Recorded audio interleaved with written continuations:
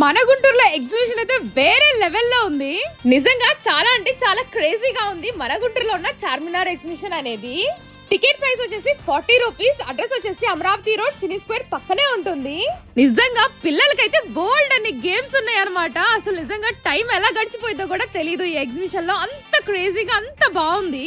So నా ఆనందంలో మీరే చూస్తున్నారు కదా, అంత అందంగా ఉంటుందన్నమాట ఈ ఎగ్జిబిషన్ అనేది. ఇంకా పెద్దవాళ్ళకి break dance, Columbus, giant wheel, ఇంకా డ్రాగన్ ట్రైన్ చాలా ఉన్నాయి అన్నమాట.